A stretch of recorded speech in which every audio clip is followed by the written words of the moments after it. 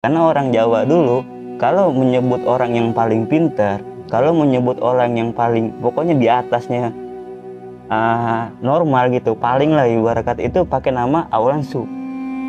Gitu. Nah gelarnya Muhammad Al-Bakir ini kan Al-Bakir, jadi Subakir kan gitu. Berarti Su itu orang yang paling pintar. Orang yang paling gitu. Kalau Subakir berarti orang yang paling jenius kan gitu. Itu Tambahan Su-nya. tambahan Su-nya itu gelar daripada Su gitu.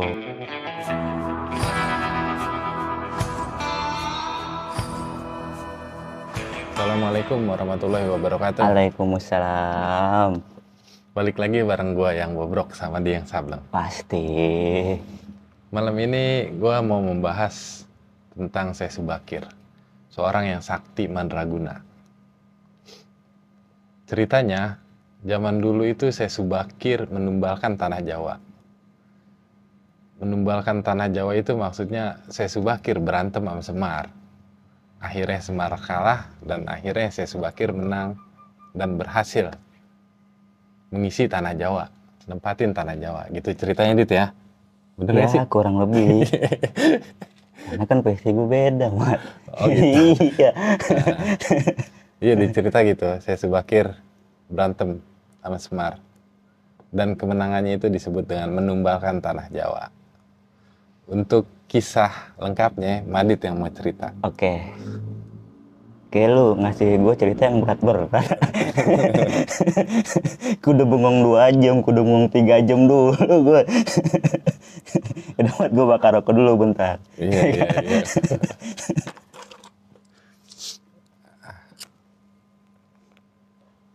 Baiklah.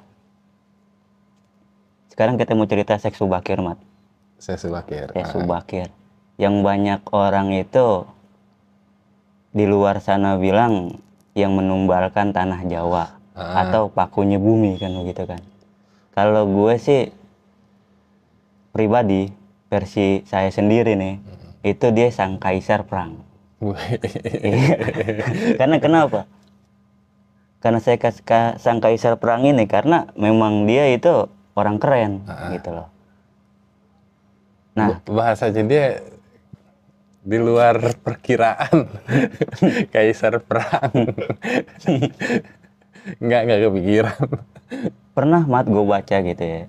Ini di buku Tanah Jawa atau orang bilang itu Babat Tanah Jawa lah. Itu konon dahulu Pulau Jawa ini nggak berpenghuni.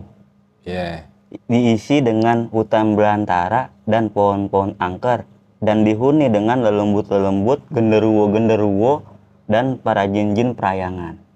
Nggak ada manusia sama sekali. Ini yang ditolak ukur. Makanya ketika saya Subakir, ada saya pengetahuan gue nih Mat ya, itu ada 3 versi, ya kan? Saya Subakir kemari. Tapi semuanya berkaitan tentang Pulau Jawa dan pertemuan dengan Ki Semar.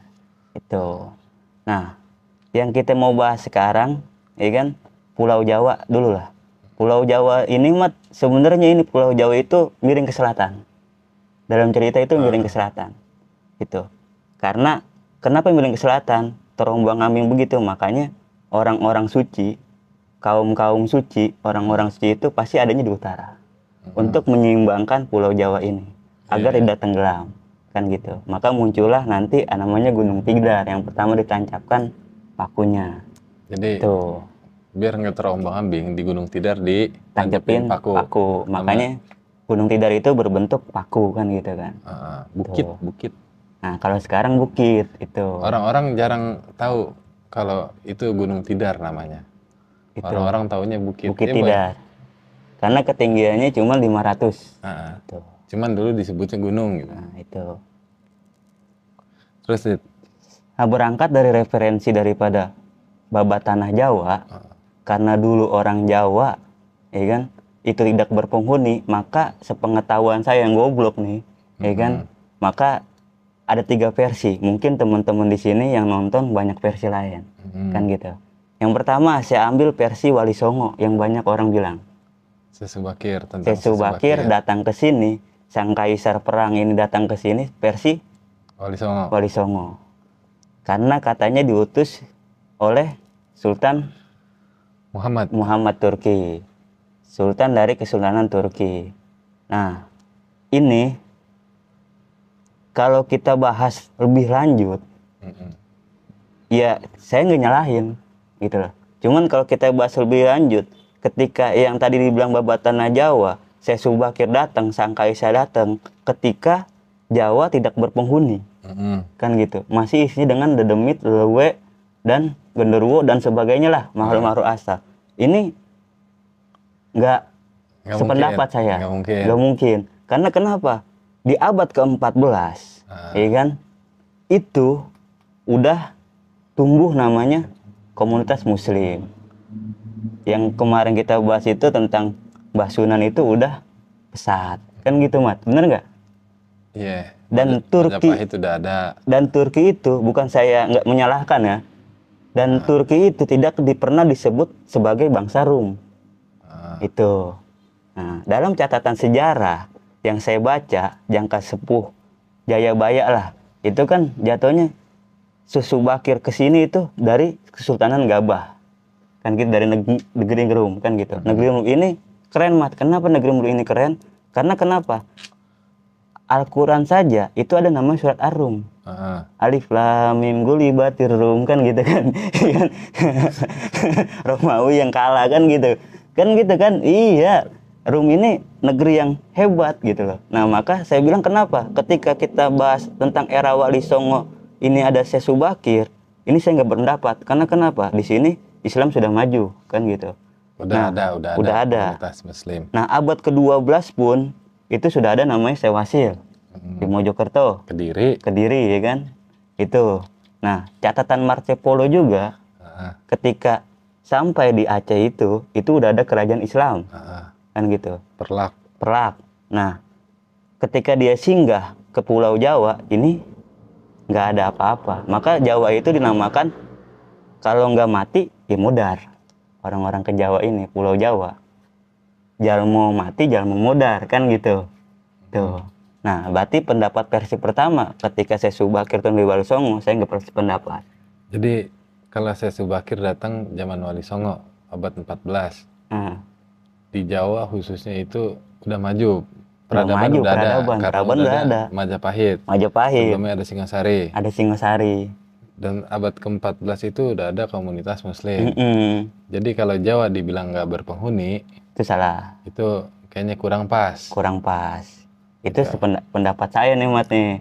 Kalau bagi yang mereka yang berpendapat seperti sekian, silahkan. Saya tidak menyalahkan, kan gitu. Iya, jadi kan ada yang bilang saya Subakir itu lebih tua dari Wali Songo, dan ada yang bilang saya Subakir itu salah satu bagian dari Wali Songo, karena Wali Songo itu ada berapa generasi, berapa periode sampai dengan masa Jaka Tingkir, kan gitu. Jadi lu kurang pas kalau disebut menumbalkan dan Jawa masih tidak berpenghuni. Artinya tidak berpenghuni itu mungkin belum masuknya namanya orang Islam. Itu versi pertama. Berarti kita nggak sependapat nih. Saya nggak sependapat nih, kan. Nah, versi kedua ini kita lihat ketika Pulau Jawa sudah dihuni Salahkan Negara. Abad kedua. Kerajaan Salahkan Negara itu udah ada di abad kedua. Iya kan? Nah, abad keempat itu namanya ada Kerajaan Tarumanegara. Iya kan? Sampai abad ke-7. Nah, abad ke-7 ini nanti ada namanya Kerajaan Kalingga. Nah, ketika Kerajaan Salahkan Negara sama Tarumanegara ini nggak pernah dihuni sama Jawa Tengah. Jawa Tengah masih hutan belantara, masih kosong, masih diisi dengan lembut-lembut, leluwe, genderuwo dan lain sebagainya. Tuh. Jadi kalau Jawa dibilang masih belum berpenghuni, versi kedua itu maksudnya yang belum berpenghuni berarti Jawa Tengah. Karena itu. Jawa bagian barat ada Salahkan Negara sama Tarumanegara. Nah, Jawa Tengah ini maka muncullah dihadirkan namanya sosok Muhammad Al-Baqir. Muhammad Al-Baqir ini itu adalah cicitnya Rasulullah Shallallahu Alaihi Wasallam, kan gitu. Kenapa? Karena dalam satu riwayat Jubair pernah bersama Rasulullah, gitu loh. Sampaikan salamku, wahai Jubair. Apa salamnya? Ya kan? Ketika dia duduk bersama Rasulullah, di situ ada Sayyidina Husain. Nanti cucuku ini, ya kan, akan melahirkan Sayyidina Ali. Gimana? Cucuku ini, Sayyidina Husain, akan melahirkan Sayyidina Ali. Nanti disebut di yaumil akhir itu Sayyidul Abidin, makanya Zainal Abidin, kan gitu. Nanti Sayyidina Ali ini akan punya anak namanya Muhammad. Dia paling jenius. Dia ibarat kata apa namanya, berpengetahuan luas. Maka sampaikan salamku kepada Muhammad ini.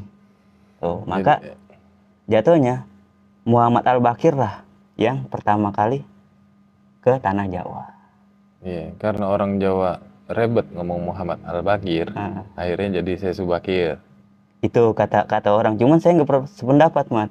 Kenapa? Karena orang Jawa dulu kalau menyebut orang yang paling pintar, kalau menyebut orang yang paling pokoknya di atasnya normal gitu, paling lah ibarat kata itu pakai nama awalan Su. Gitu. Nah, gelarnya Muhammad Al-Baqir ini kan Al-Baqir. Jadi Subakir kan gitu. Berarti Su itu orang yang paling pintar. Orang yang paling gitu. Kalau Subakir berarti orang yang paling jenius kan gitu. Itu tambahan Su-nya. Tambahan Su-nya itu gelar daripada Su gitu. Berarti versi kedua itu lebih mendekati, karena kenapa?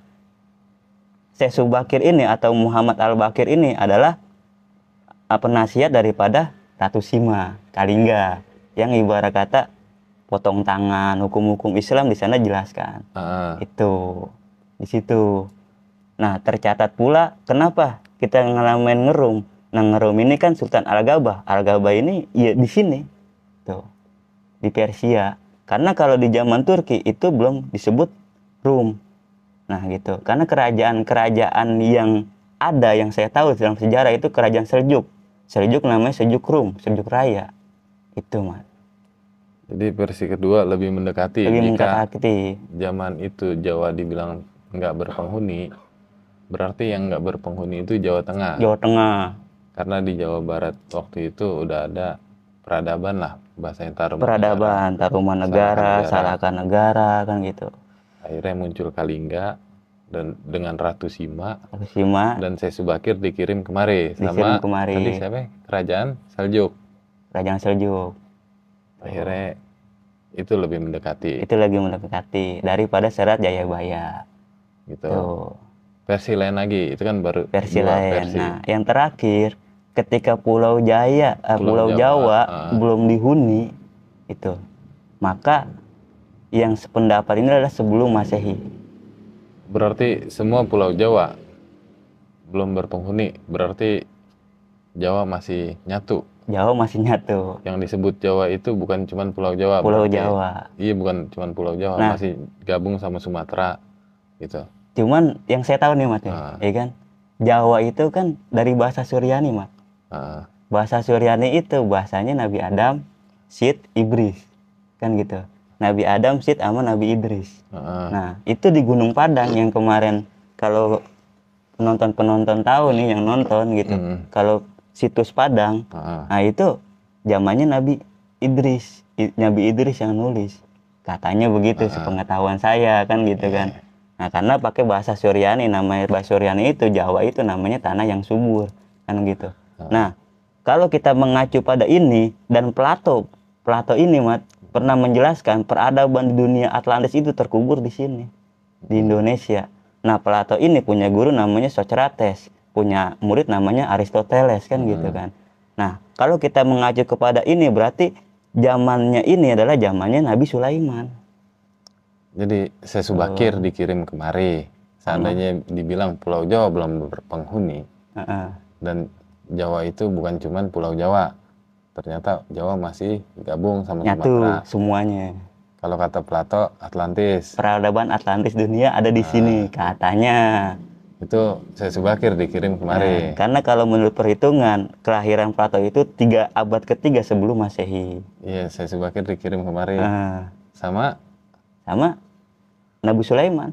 Jadi Syekh Subakir bisa dianggap misalkan murid Nabi Sulaiman gitu, disuruh kemari buat nyarin agama tauhid. Babat alas. Itu makanya kan biar bisa ditempatin, berarti bahasanya biar bisa ditempatin sama orang-orang. Itu menyiarkan agama tauhid lah. gitu. Tuh. Terus pertarungan Syekh Subakir dengan Semar. Nah, ketiga-tiganya ini ceritanya adalah pertarungan melawan Ki Semar, kan gitu. Kalau kita lihat sih bukan pertarungan, Mat. Kenapa? Musuh 40 hari 40 malam. Iya, di cerita-cerita gitu kan gitu. Semar bertarung lawan Syekh Subakir 40 hari 40 malam. Coba lu bayangin buat 40 hari 40 malam perang terus, iya kan? Coba lu bayangin. Makanya bagaimana? Mungkin ada Buang airnya. istirahat. Kalau orang dulu, kalau orang dulu nih yang dianggap sakti, itu cuma diem begini doang, Mat. Teng. Udah langsung, oh lu saktian lu nih. Oh gua ngalah dah, udah. Jadi nggak perlu nggak perlu 40 hari 40 malam. Jadi pertarungan Semar itu sama Syekh Subakir bukan pertarungan fisik misalkan. Bukan pertarungan fisik. Berarti pertarungan cuman ngukur kedalaman ilmu. Iya. Gitu. Misalkan Syekh Subakir sama Semar main lihat-lihatan, hadap-hadapan lah. Iya. Terus ngukur ilmu, ternyata Syekh Subakir lebih tinggi ilmunya. Nah, maka dari situlah dia minta izin. Maka dikasihlah sama Ki Semar. Nah, Ki Semar bilang apa pada saat itu? Boleh kamu menyiarkan agama. Namun satu, ya kan, jangan dipaksa. Yang kedua, jangan hilangkan budaya tanah Jawa. Itu syaratnya dua doang sebenarnya. Tuh, nah, kalau kita bahas Ki Semar panjang. Cuman yang saya tahu Ki Semar itu ya siro eling margo Allah kala Rasul. Kita harus sadar kan gitu. Margo Allah kala Rasul, kepada Allah dan Rasul. Nah, Semar juga punya nama Ismoyo Jati kan gitu. Kalau kita ke Gunung Tidar itu namanya Ismoyo Jati lah, nama makam Semar. Nah, makam Ismoyo Jati itu apa sih? Eling sembayang ojo semoyo kan gitu. Gen golek jati dirimu kan gitu. Kita harus sadar sembahyang kan gitu. Ojo semoyo jangan ditunda-tunda kan gitu. Gen olek jati dirimu kan gitu. Supaya kamu tahu jati dirimu apa. Itu. Makanya syarat-syarat. Udah mulai pinter. Itu tadi gue dibilangin, oh juru kuncinya ngomong begini.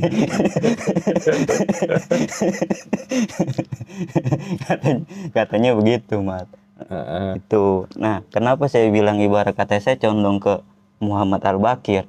Karena di mana namanya, di pemakaman Blitar, Candi Penataran itu di sebelahnya ada apa namanya, petilasan Syekh Subakir ini. Maka ada sajadah, Mat ya, batu sajadah yang berbentuk sajadah itu. Nah, saya condong di situ, Mat. Kenapa? Karena di Candi Penataran itu ada prasasti dari zaman Kediri. Tuh.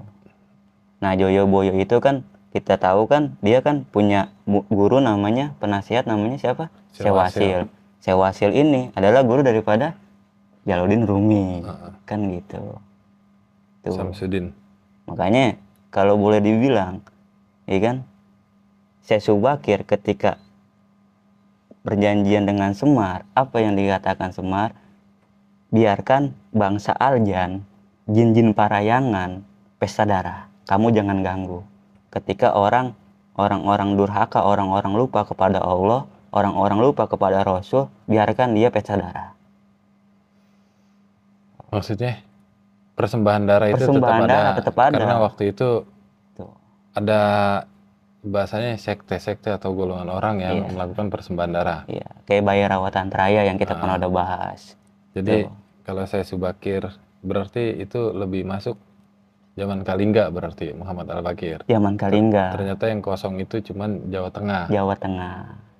Tuh, maka nanti Jawa Tengah ini, ya kan, itu namanya di kemudian hari itu di abad 14 ada namanya Kerajaan Caruban Larang yang didirikan oleh Pangeran Walasungsang.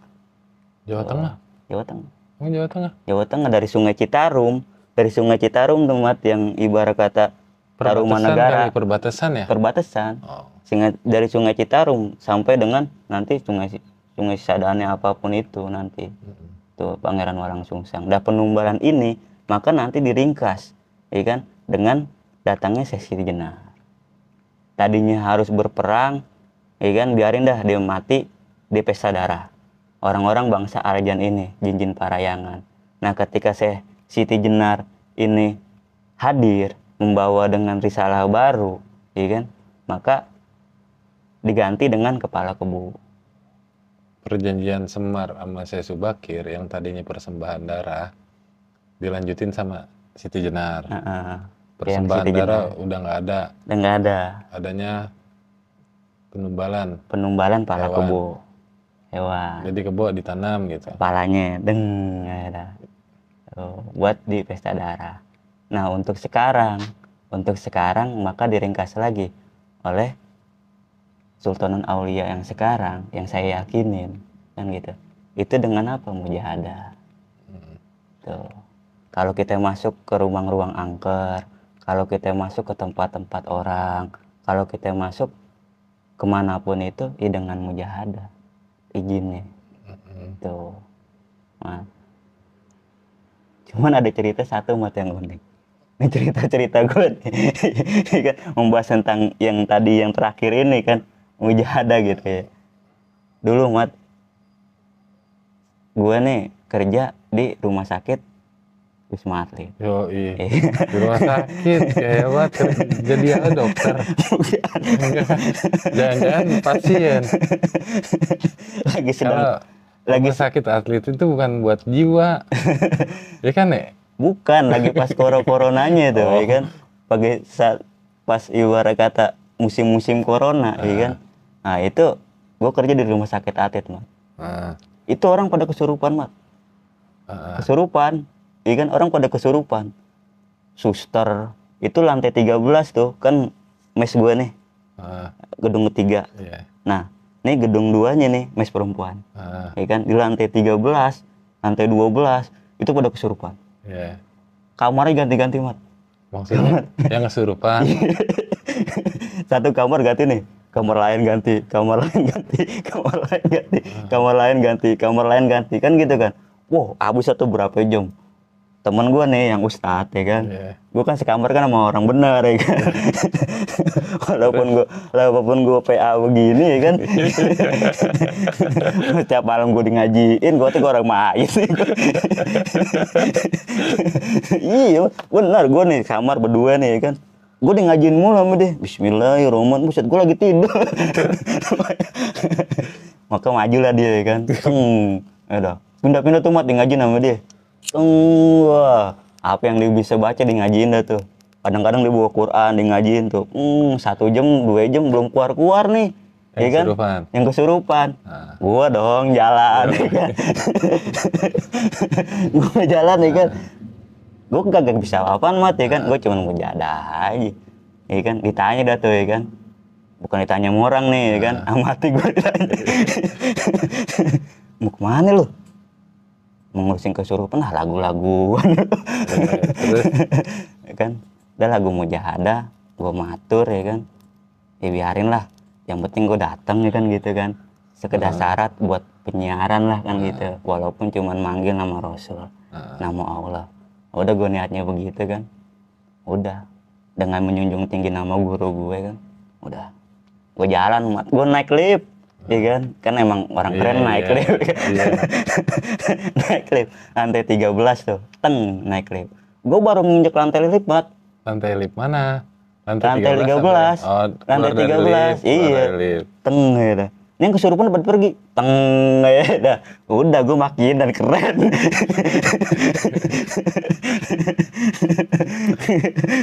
Itu kan persepsi lu, mungkin dia udah bosan gitu. Bisa jadi udah capek deh. Ini kan orang 2 jam lu bayangin ya kan.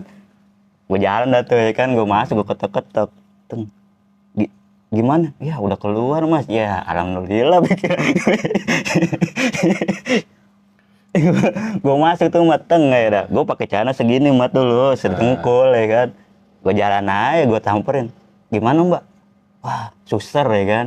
Wah, alhamdulillah Mas udah inian. Padahal sih gue ngapa-ngapain, gue tanya doang ya kan. Udah Mbak ambil air. Ya. Ya gue ya kan. Gue ambil air ya kan. Ya dah. Ngambil air udah. Ambil air putih, gue nggak bacain tuh Mat. Gue taruh di situ, gue mujahadah. Ya udah Mbak, duduk sini. Ada tuh Mat 20 orang. Itu yang kesurupan? yang ngelilingin gue, ya kan. Jadi tuh gue ibarat kata kayak artis familiar, gitu. Cewek semua. Iya. Terus udah, habis gitu, udah baca mbak ya Yasin Rasulullah aja, udah gitu doang. Ya gue nih aja cuma penyiaran, gue nggak tahu tuh jin udah hilang ya kan, mungkin tuh capek kali aduh aja. Nah itu makanya penumbalan tanah Jawa dilanjutkan dengan Siti Jenar, dari Subakir ke Siti Jenar.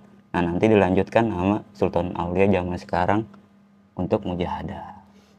Itu. Berarti tanah Jawa tetap butuh tumbal bahasanya. Tumbal. Cuman yang kalau zaman Subakir itu lewat persembahan darah, ritual persembahan darah. Terus zaman Siti Jenar dengan nanam kepala kebo, kepala kambing. Zaman sekarang dengan mujahadah. Kata lo gitu. Kata gue.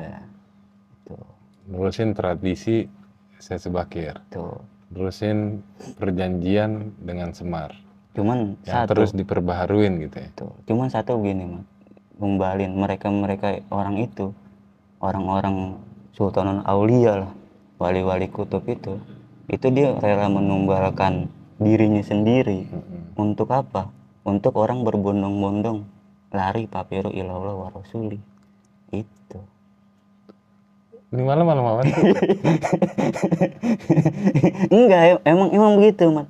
Ketika Syekh Subakir membawa pesan dari Semar, ya kan? Pesannya apa? Wakul ja'al haq wa zaqal batil. Kan gitu, katakan ketika sudah datang yang benar, yang batil itu pasti musnah. Kata gue. Enggak, isinya pesan dari Subakir begitu. Oh, bilang ke Semar.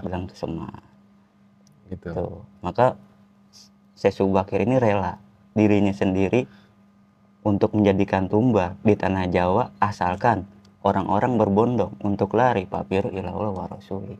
Jadi waktu itu Syekh Subakir menumbalkan tanah Jawa tuh di Gunung Tidar. Dia menancapkan tombak di sepanjang namanya. Yang sampai sekarang juga masih ada situsnya. Masih ada gitu ya? Situsnya di Gunung Tidar. Itu banyak orang-orang tirakat di sana. Itu menyepi, entah itu di Tuban, entah itu di Gunung Tidar, entah itu di Blitar, entah itu di Gelagah Wangi, Demak, petilasan-petilasan Syekh Subakir.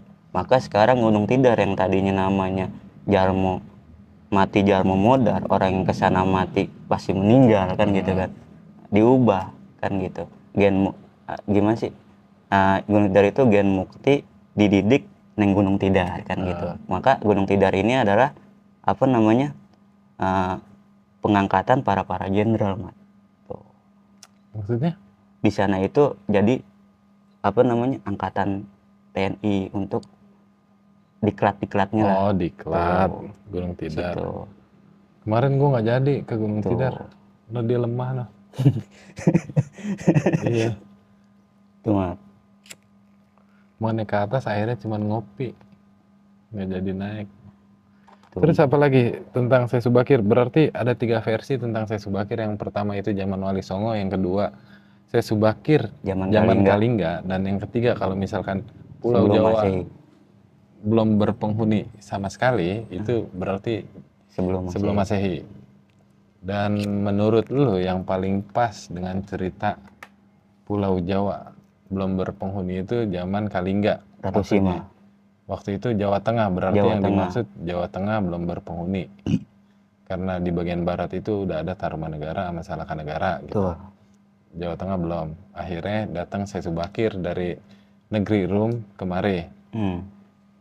Dikirim kemari. Karena Turki nggak pernah disebut negeri Rum. Iya, yang satu kan berarti kan sama aja ya. Syekh Subakir itu dikirim kemari bahasanya. Yang versi Wali Songo dikirim dari kerajaan Turki oleh Muhammad I. Yang kedua itu versi Kalingga Muhammad Al-Bakir dikirim kemari. Yang ketiga itu zaman Nabi Sulaiman, kata lo, sebelum Masehi, berarti dikirim kemari. Dan perjanjian dengan Semar itu jangan maksa ketika ngajak orang, satu. Yang kedua apa? Jangan ganti kebudayaan. Oh, kebudayaan tetap harus dijaga bahasanya. Harus dilestarikan. Tinggal nilai-nilainya aja yang disesuaikan. Makanya kalau boleh dibilang ada 62 manuskrip dan 128 naskah kuno itu mencatat kita ini adalah peradaban tertua di dunia. Tuh makanya kenapa kita harus bangga sebagai bangsa Indonesia. Jangan menjelek-jelekan pemimpin kita, jangan menjelekkan bangsa kita. Bangsa kita udah maju loh. Sejak zaman Tarumanegara, sejak zaman Salakan Negara, sejak zaman Kalingga, itu bangsa kita udah maju. Dia Candi Borobudur segitu hebatnya.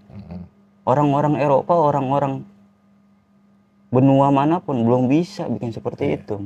Jadi itu sedikit kisah tentang Syekh Subakir dari Bobrok. Karena ya pengetahuan kita itu lemah. Jadi kita cuma tahu 3 versi. Mungkin kawan-kawan yang nonton dan kawan-kawan di luar itu lebih paham tentang Syekh Subakir. Pasti. Iya. Kita itu ya begini. Blow on. Gue rasa cerita gue cukup sekian. Bobrok terus, damai selalu. Peace. Assalamualaikum. Waalaikumsalam.